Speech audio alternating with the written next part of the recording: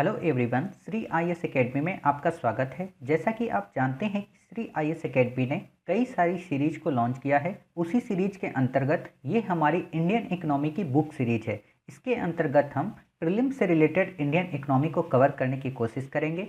Already हमारा part 1 आ चुका है, ये हमारा पार्ट 2 है और पार्ट 2 में हम SLR, CRR, double R, triple R और बैंक रेट, एमएसएफ, ये सारी चीज़ें क्या हैं जो तरलता को नियंत्रित करती हैं, इसके बारे में डिस्कस करेंगे। तो चलिए शुरू करते हैं। जैसा कि आप जानते हैं कि हमने अपने पार्ट 1 में कुछ बेसिक फीचर को डिस्कस किया था और हमने ये कहा था कि जो हमारा पार्ट 2 स्टार्ट होगा उसमें हम तरलता के बारे में बात करेंगे। तो हम ये जानते हैं कि आखिर तरलता होती क्या है और तरलता का सामान्य सा अर्थ क्या है। तो आपको पता हो कि तरलता का मतलब ये होता है कि मुद्रा के प्रवाह से, कहने का मतलब कि मुद्रा बाजार में कितनी है या बैंकों के पास ऐसी कितनी मुद्रा है जो ऋण देने के लिए उपयोग की जा सकती है, उसे ही हम तरलता कहते हैं। अर्थात आपसे अगर कोई ये क्वेश्चन पूछे कि आपके पास कितना पैसा है, तो हम कहते हैं हमारे पास पैसा है।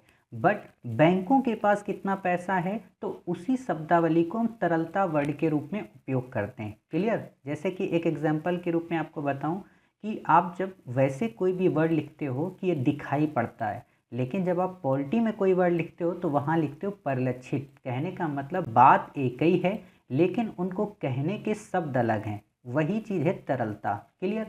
आपको पता हो कि बाजार में जो मुद्रा की उपलब्धता है और उसकी जो गतिशीलता है, उसी को तरलता नाम कहा जाता है। कहने का मतलब कि बाजार में जितनी भी मुद्रा उपलब्ध है, चाहे बैंकों के पास हो, चाहे हमारे पास हो या फिर किसी अदर इंडिविजुअल कंपनी के पास हो, और वो पैसा जितना गतिमान है, कहने का मतलब जितना बाजार में चलन में है, वही उसकी गतिशीलता निर्धारित करती है कि तरलता क्या होती है। क्लियर?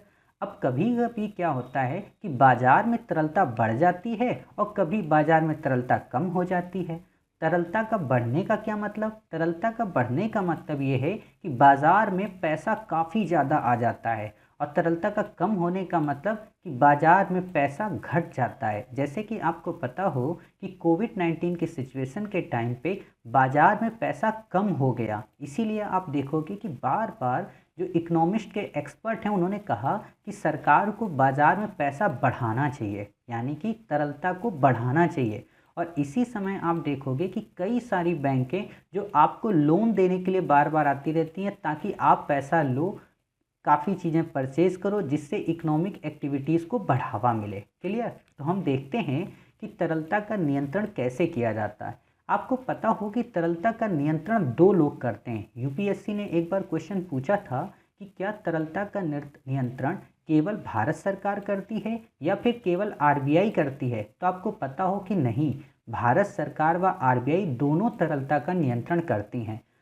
आरबीआई जो तरलता का नियंत्रण करती है उसे क्या कहते हैं? मौद्रिक नीति। और भारत सरकार जो तरलता का नियंत्रण करती है उसे क्या कहते हैं? राजकोषीय नीति। अब ये राजकोषीय नीति क्या होती है, ये हम अपने मुद्रास्फीति के टॉपिक में पढ़ेंगे। साथ ही जो आरबीआई की मौद्रिक नीति है उसे हम यहाँ पर पढ़ेंगे। क्लियर? तो आपको ये बातें याद रखनी है। आपको पता हो कि तरलता के नियंत्रण के लिए आरबीआई 3 प्रकार की योजनाएं अपनाती है। जैसे कि आप जब यूपीएससी की प्रिपरेशन करते हो और डेली का रूटीन बनाते हो तो उसे कई शिफ्टों में बांट देते हो कि मॉर्निंग में हमें इतने टॉपिक कवर करने हैं, मिड में हमें इतने टॉपिक कवर करने हैं और नाइट में हमें इतने टॉपिक कवर करने हैं। बिल्कुल वैसा ही आरबीआई भी करती है कि आरबीआई को अगर ये लगता है कि काफ़ी लंबी प्लानिंग बनानी है तो दीर्घकालिक योजना बनाती है। और दीर्घकालिक योजना के अंतर्गत उसके 2 टूल्स हैं, एक है सीआरआर और दूसरा है एसएलआर। सीआरआर क्या होता है, एसएलआर क्या होता है, ये हम आगे पढ़ेंगे काफ़ी डिटेल में। सीआरआर का मतलब होता है नगद आरक्षित अनुपात, यानी कि कैश रिजर्व रेशियो। एसएलआर का मतलब होता है वैधानिक तरलता अनुपात, स्टैच्यूटरी लिक्विडिटी रेशियो। ठीक, क्या है हम आगे काफ़ी अच्छे से पढ़ेंगे। अभी आप देखो कि ये आरबीआई का दीर्घकालिक टूल है। आरबीआई का मध्यकालिक टूल क्या है? ओएमओ। ओएमओ का मतलब होता है ओपन मार्केट ऑपरेशन। कोई डॉक्टर बनकर आरबीआई नहीं जाती है ऑपरेशन करने। ऑपरेशन का मतलब ये होता है कि सरकार की प्रतिभूतियों को खरीदना और सरकार की प्रतिभूतियों को बाजार में बेचना, उसे ही OMO कहते हैं। ठीक, फिर आप देखोगे अल्पकालिक। अल्पकालिक के अंतर्गत RBI 3 टूल्स अपनाती है, RR, RRR और MSF। RR का मतलब ये होता है रेपो रेट, RRR का रिवर्स रेपो रेट और MSF का मार्जिनल स्टैंडिंग फैसिलिटीज़। क्लियर? ये क्या चीज़ें होती हैं, इन्हें हम अभी डिटेल से पढ़ेंगे। आपने देख लिया RBI के जो ये टूल्स हैं ना, चाहे CRR हो, SLR हो, RR हो, RRR हो, MSF हो, ये सब के सब मात्रात्मक टूल्स हैं। अब आपके माइंड में आया होगा कि ये मात्रात्मक का क्या मतलब। तो बेसिकली RBI तरलता के नियंत्रण के लिए 2 टूल्स अपनाती है, एक मात्रात्मक और दूसरा गुणात्मक। मात्रात्मक हम यहाँ पे पढ़ेंगे और गुणात्मक हम मुद्रास्फीति में पढ़ेंगे या इन्फ्लेशन के टॉपिक में पढ़ेंगे।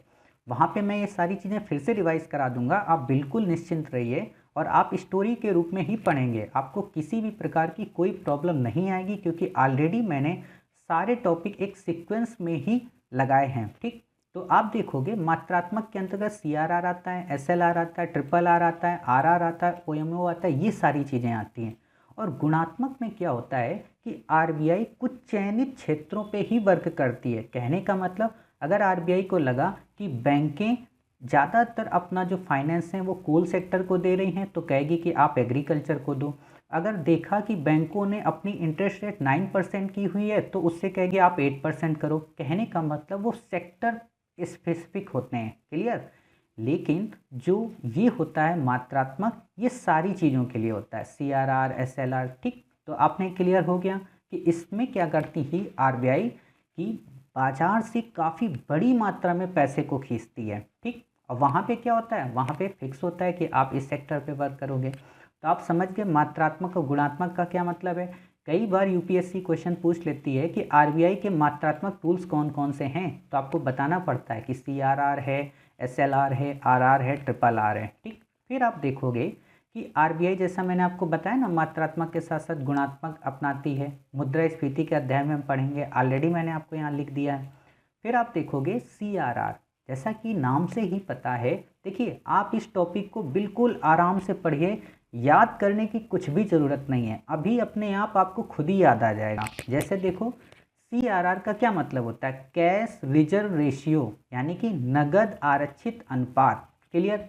अब नाम में यहाँ पे है नगद है, आरक्षित है और अनुपात है। कहने का मतलब कोई ऐसी रकम होगी जो नगद रखी जाएगी रिजर्व के रूप में और एक अनुपात में। तो क्या मतलब हुआ कि बैंकों के पास जमा अपनी कुल राशि का एक निश्चित मान RBI के पास नगद रूप में रखना पड़ता है। कहने का मतलब CRR क्या होता है कि बैंकों के पास कुछ ऐसा पैसा होता है जो उन्हें अपनी कुल राशि का एक निश्चित मान RBI को देना पड़ता है। किस रूप में? नगद रूप में। क्लियर? यहाँ पे आपको 3 बातें याद रखनी है। पहला कि ये जो पैसा है वो कुल राशि का कुछ है, एक निश्चित मान RBI के पास और नगद रूप में। ठीक, तो आप जब ये चीज़ें याद रख लोगे तो आपको आगे SLR पढ़ने में काफ़ी मदद मिलेगी। क्यों?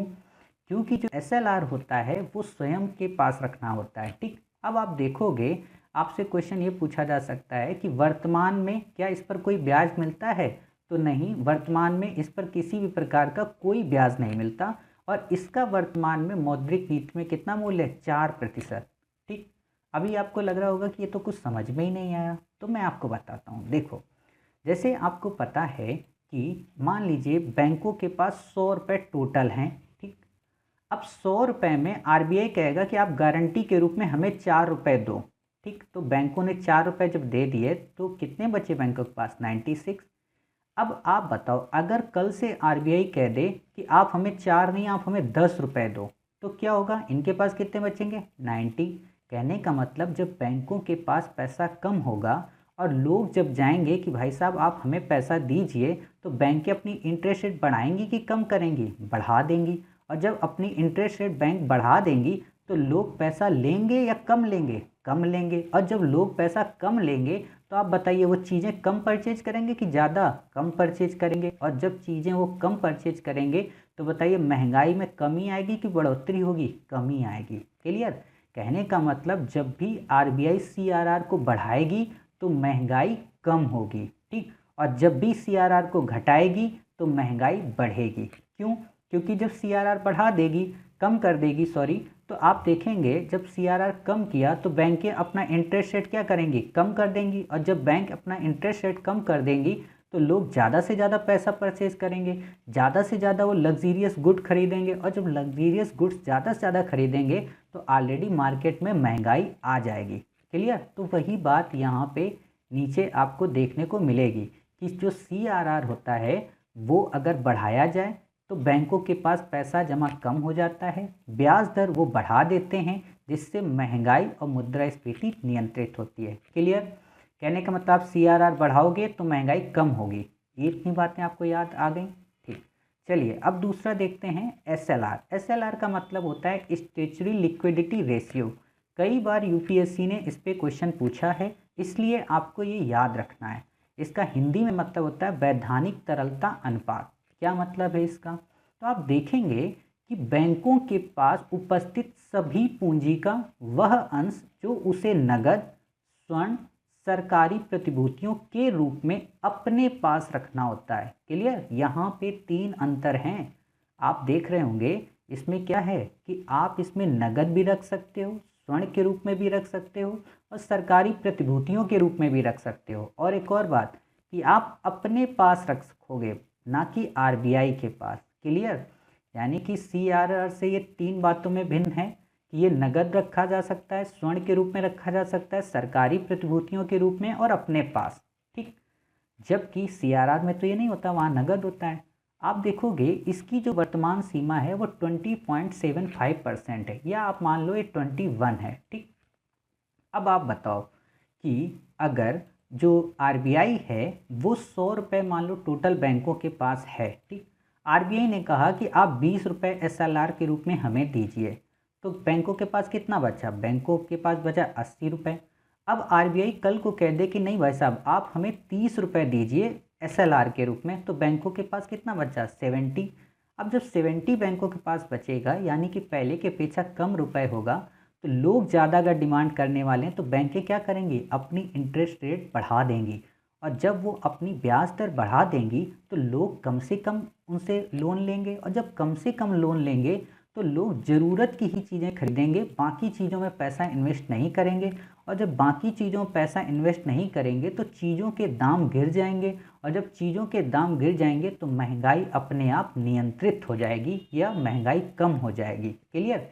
इसीलिए कहा जाता है कि जब एसएलआर बढ़ाया जाता है, तो क्या होता है कि बैंकों के पास जो पैसा है वो कम हो जाता है, ब्याज दर बढ़ा देते हैं वो लोग, मुद्रा की कमी आ जाती है और महंगाई कम हो जाती है। याद आ गया?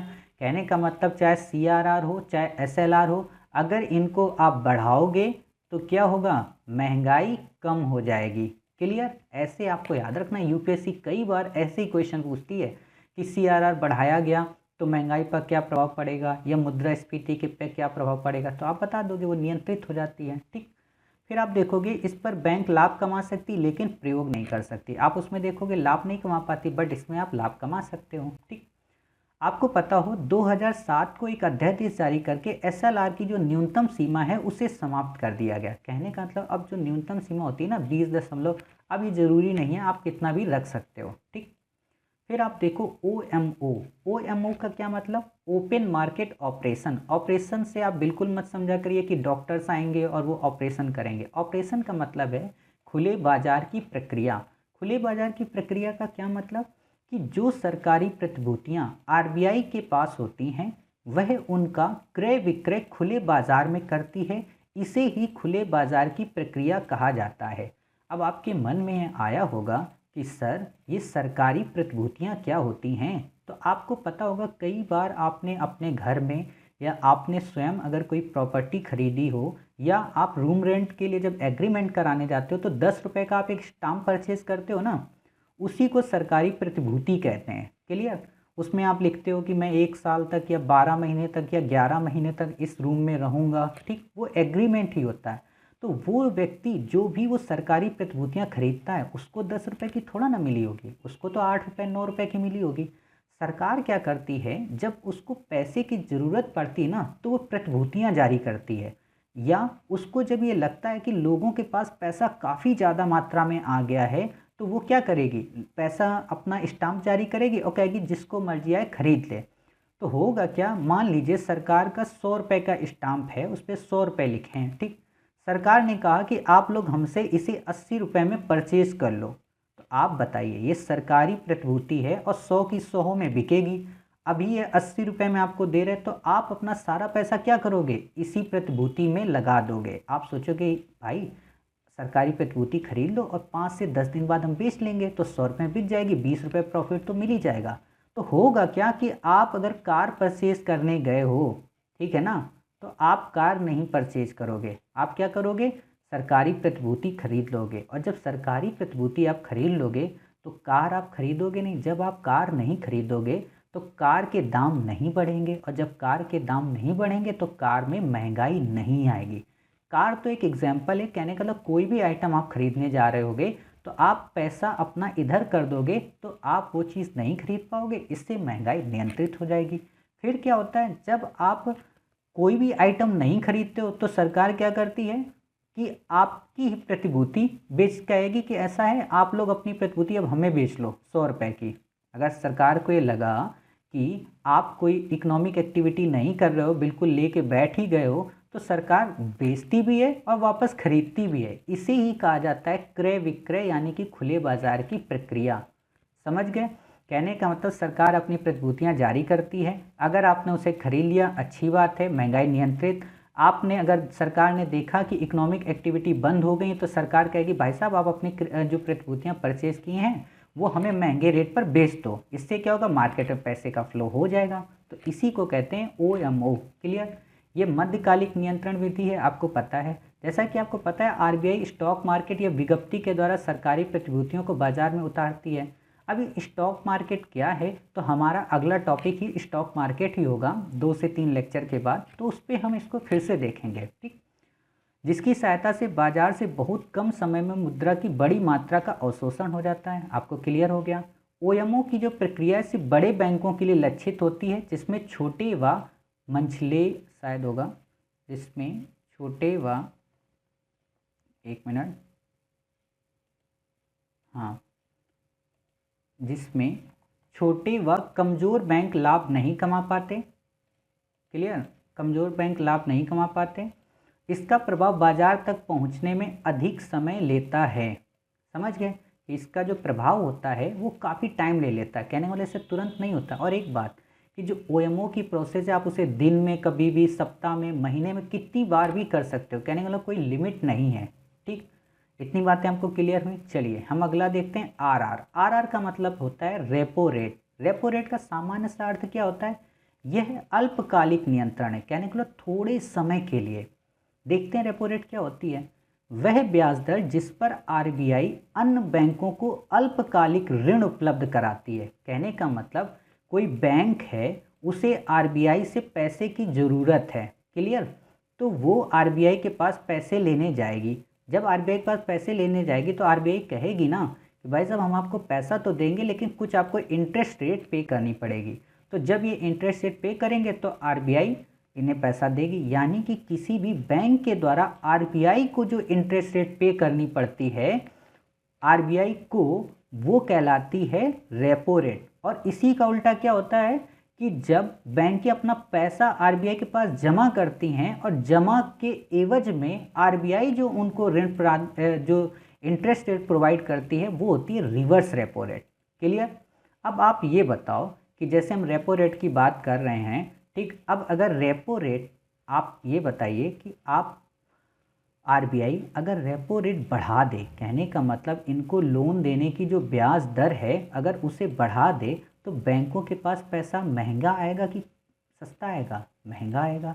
मान लो RBI पहले 100 रुपये में इनको 10% का इंटरेस्ट लगा के देती थी, ठीक, तो इनके पास 90 रुपये ही बचता था, 10 रुपये तो उनको ब्याज देना होता था ना बैंक को। अब जब 90 रुपये इनके पास बचेगा 100 रुपये की जगह पे, तो ये लोगों को पैसा काफ़ी महंगे दाम पे देंगे। अब जब महंगे दाम पे देंगे तो वही प्रोसेस लगाओ CRR SLR वाला कि लोग कम से कम परचेज करेंगे, एक्टिविटी कम से कम होगी, महंगाई अपने आप नियंत्रित हो जाएगी। तो क्या करती है आरबीआई, इनको हमेशा महंगे ब्याज दरों पे पैसा देगी। लेकिन आप कोविड-19 की सिचुएशन में देखो कि आरबीआई बैंकों को सस्ते ब्याज दर पर रेपो रेट के हिसाब से पैसा देती है। क्यों? ताकि इकोनॉमिक एक्टिविटी को बढ़ाया जाए। क्लियर? तो ये हो गया आपका क्या, रेपो रेट। अब हम देखते हैं रिवर्स रेपो रेट का क्या मतलब होता है। बाकी आपको ये पता ही है ज़्यादातर कि सरकारी प्रतिभूतियों के एवज में ही ऋण मिलता है, जो गैर एसएलआर वाली होती है। कहने का मतलब कोई तो गारंटी आप देंगे जाके ना कि भाई साहब हमें इतना पैसा लेना है, तो आप सरकारी प्रतिभूतियां रखोगे। यदि रेपो रेट को बढ़ाया जाए तब बैंक की ब्याज दर तत्काल बढ़ जाती है, जिसके लिए एक मिनट, जिस कारण लोगों का मनोबल जो होता है वो कम हो जाता है वस्तुएं एवं सेवाओं को खरीदने के लिए, जिससे मांग घटती है और तरलता या मुद्रास्फीति या महंगाई, ये तीनों एक ही वर्ड हैं, कम हो जाती है। क्लियर? तो ये आपको इतना क्लियर हो गया। अब आप वही बात जो हमने मैप के जरिए बताई है कि रेपो रेट बढ़ाओगे तो बैंक ब्याज दर बढ़ेगी, पैसा कम मिलेगा, मांग कम होगी, तरलता अपने आप कम हो जाएगी। ठीक, फिर आप देखोगे reverse repo rate. Reverse repo rate में जैसा मैंने आपको बताया ना कि वह ब्याज दर जिस पर आरबीआई अन्य बैंकों को अपने ऋण का ब्याज चुकाती है। कहने का मतलब एक तो ये भी होता है कि आरबीआई क्या करती है ना कि कई बार बैंकों से खुद पैसा उधार ले लेती है। कभी कभी आरबीआई को भी तो पैसे की ज़रूरत पड़ती है, तो आरबीआई जब इन बैंकों से पैसा उधार लेती है तो आरबीआई को एक इंटरेस्ट रेट पे करना पड़ता है। किसको? बैंकों को। उसे ही कहते हैं reverse repo rate. Repo rate में क्या होता है, आरबीआई को चुकाते हैं बैंक। रिवर्स रेपो रेट में क्या होता है, आरबीआई चुकाती है बैंकों को। क्लियर? तो अब इसमें भी आप बताओ कि अगर जो बैंकें हैं, हाँ, जैसे कि आप इसमें बताइए कि जैसे जो बैंकें हैं, एक मिनट, हाँ, जो बैंकें हैं अर्थात आरबीआई के द्वारा बैंकों को एक इंटरेस्ट रेट पे किया जाता है। तो आप देखेंगे जो बैंकें होती हैं ना वो क्या करती हैं, अपना इंटरेस्ट अगर बढ़ा के दी या अपना इंटरेस्ट कम उन्होंने दिया तो भी उन्हें पैसा वो हो जाता है। आपको नहीं समझ में आया होगा। मतलब जैसे सोचो, बैंकें अपना 100 रुपये लोन के रूप में उन्हें देना है किसी को, और जिसको वो दे रही हैं वो इनको क्या कह रहा है कि हम 8% आपको ब्याज दर के हिसाब से पैसा आप हमें दे दो। लेकिन आरबीआई कह रही है कि आपसे हम 9% में पैसा ले सकते हैं लोन के रूप में।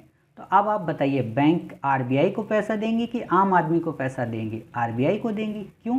क्योंकि एक तो आरबीआई इनको 9% की इंटरेस्ट रेट दे रही है, दूसरी चीज़ आरबीआई सिक्योरिटी भी तो दे रही है कि केंद्रीय बैंक आपसे पैसा ले रहा है, आपको पता है कि आपका पैसा नहीं डूबेगा। तो ज़्यादातर बैंकें क्या करेंगी, इसी को पैसा प्रोवाइड करेंगी। किसको? आरबीआई को। और जब आरबीआई के पास पैसा चला जाएगा और लोगों को पैसा नहीं मिलेगा तो वही बात, लोग फिर से चीज़ें नहीं परचेज करेंगे, और जब लोग चीज़ें परचेज नहीं करेंगे तो महंगाई अपने आप क्या होगी, नियंत्रित हो जाएगी।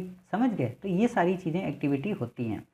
फिर आप देखोगे कि यदि RRR बढ़ाया जाए तो बैंकें बाजार में निवेश करने के स्थान पर आरबीआई में पैसा जमा करती हैं, जैसा मैंने आपको बताया, जिसके कारण बाजार में जो मुद्रा है उसकी कमी हो जाएगी और तरलता या महंगाई नियंत्रित हो जाती है। क्लियर?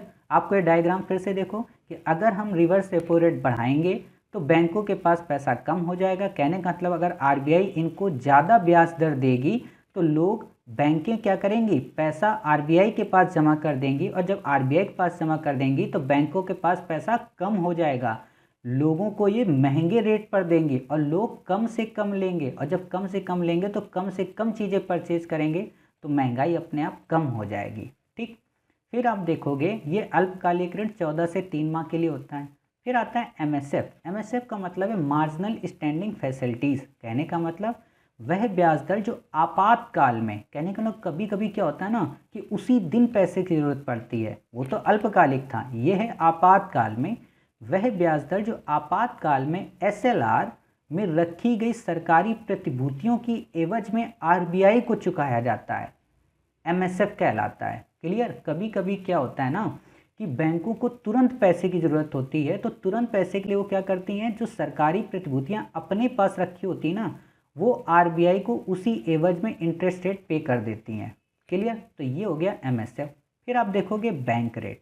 बैंक रेट क्या होती है, जैसे हम लोग जब पैसा अपना बैंक में जमा करते हैं तो बैंक हमें एक इंटरेस्ट रेट पे करती है ना, उसी तरीके से बैंकें अपना एक्स्ट्रा पैसा आरबीआई को जमा करती हैं और लंबे समय के लिए, तो आरबीआई उनको एक इंटरेस्ट रेट पे करती है, उसे ही हम बैंक रेट कहते हैं।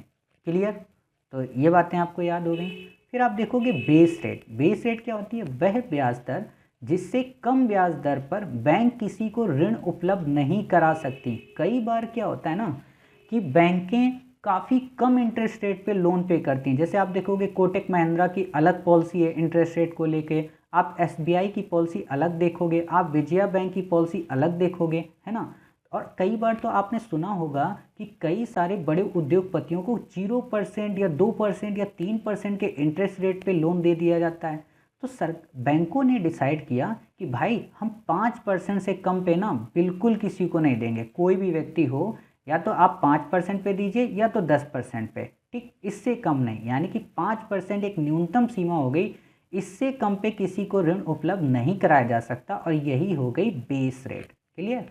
और मज़े की बात यह है कि बेस रेट का निर्धारण बैंकें स्वयं करती हैं। यहाँ पे आपसे क्वेश्चन पूछा जा सकता है कि बेस रेट का निर्धारण जो होता है वो आरबीआई करती है, तो नहीं, बैंकें करती हैं। ठीक, उनको अगर लगता है कि हमें इसमें फ़ायदा है तो वो देती हैं, उनको लगता है घाटा है तो वो अपना नहीं देती हैं। ठीक, फिर आप देखोगे कि बैंकों में कई बार रिफॉर्म किए गए, उनसे रिलेटेड कुछ समितियां हैं। आपको देखिए नाम इनका याद रखना है, आपको इनके द्वारा सुझाव क्या दिए गए वो नहीं याद रखते हैं। क्यों? 2011 के पहले ऐसे क्वेश्चन पूछे जाते थे, बट अब नहीं पूछे जाते। तो आपको पता है नरसिम्हन समिति प्रथम, नरसिम्हन समिति द्वितीय, दामोदरन समिति और एमवी नायर पैनल, ये सब बैंकिंग सुधार से रिलेटेड है। फिर आप देखोगे कि आरबीआई के द्वारा प्राइमरी सेक्टर डिक्लेयर किया गया है। प्राइमरी सेक्टर का मतलब कि कोई बैंक जब बैंकिंग प्रणाली के अंतर्गत आती है तो उसे कहा जाता है कि आप अपना 30 या 40% जो पैसा है वो प्राइमरी सेक्टर में दोगे। तो प्राइमरी सेक्टर हमें पता होने चाहिए कि वो 7 सेक्टर आरबीआई के द्वारा कौन से बताए गए हैं, ताकि जब भी आप पढ़ो तो आपको प्रॉब्लम्स ना आए। और कई बार यूपीएससी इन सेक्टर्स को पूछ देती क्या इनमें से ये प्राइमरी सेक्टर हैं, तो आपको याद हो, पहला एग्रीकल्चर, दूसरा सूक्ष्म एवं लघु यानी कि एमएसएमई, तीसरा निर्यात साख, चौथा सामाजिक और संरचना विकास, पांचवा आवास, छठा शिक्षा और सातवां नवीन ऊर्जा। क्लियर? तो आपको इस सातों के सातों सेक्टर याद हो गए होंगे। ठीक है, अब हम देखते हैं आगे कि बेसल मानक क्या होता है। देखिए, एक है ये बेसल मानक यानी कि बेसल स्टैंडर्ड, और दूसरा आता है बेसल कन्वेंशन। तो बेसल जो कन्वेंशन है वो इन्वायरमेंट से रिलेटेड है। क्लियर? आप कंफ्यूज मत होना। और जो बेसल मानक है वो बैंकिंग स्टैंडर्ड से रिलेटेड है। हालांकि इंडिया में बेसल मानक हम नहीं अपनाते। क्यों? क्योंकि हमारे यहाँ ऑलरेडी एक आरबीआई है। बेसल ये स्विट्जरलैंड का एक शहर है। ये वित्तीय स्थिरता के सामान्य लक्ष्य और बैंकिंग नियमों के सामान्य मानकों के साथ केंद्रीय बैंकों के मध्य सहयोग करता है। होता क्या है कि जो यूरोपीय बैंक है ना, उनका एक कोई हेड नहीं है, वहाँ सब अलग अलग हैं। तो उन्होंने मिलकर अपना एक बनाया कि हम सब मिलकर स्विट्जरलैंड शहर में इन नॉर्म्स को फॉलो करेंगे। कहने का मतलब यूरोप की जितनी भी बैंकें हैं वो बेसल मानकों को फॉलो करती हैं, बट इंडिया नहीं करता। क्यों? क्योंकि हमारे पास ऑलरेडी एक केंद्रीय बैंक है, या आप कह सकते हो वहाँ पे ये बेसल जो है एक केंद्रीय बैंक की भूमिका निभाता है, जो वहाँ की वित्तीय स्थिरता को रेगुलेट करता है। ठीक, फिर आप देखोगे CAR, कई बार यूपीएससी ने इस पर क्वेश्चन पूछा है। CAR क्या होता है? CAR का मतलब कैपिटल एडिक्वेसी रेशियो, मतलब कि बाजार में दी गई पूंजी और उस पर जोखिम का भारांश का अनुपात CAR कहलाता है। जैसे आपने मान लीजिए अपने किसी फ्रेंड को 1000 रुपये दिए, ठीक, आपको पता है हमने इनको 1000 रुपये दिए और ये बंदा हमें अगर लौटा पाएगा हंस के रो के तो ज़्यादा से ज़्यादा कितने लौटा पाएगा? 800 रुपये। ठीक, तो अब 800 रुपये इस बंदे ने आपको लौटा दिए, यानी कि आपको क्या पता था कि 1000 रुपये देने पे हमें 200 रुपये का जोखिम उठाना ही पड़ेगा। तो इस जोखिम का जो अनुपात है ना, इसी को कैपिटल एडिक्वेसी रेशियो कहा जाता है। क्लियर? उम्मीद है आपको ये पूरा लेक्चर समझ में आया होगा। मिलते हैं अपने पार्ट 3 में, उसमें हम देखेंगे कोऑपरेटिव बैंक्स और कॉमर्शियल बैंक के बीच में क्या डिफरेंस है, और भी कई सारी नई शब्दावलियाँ। तब तक अपना ख्याल रखिए और स्वस्थ रहिए।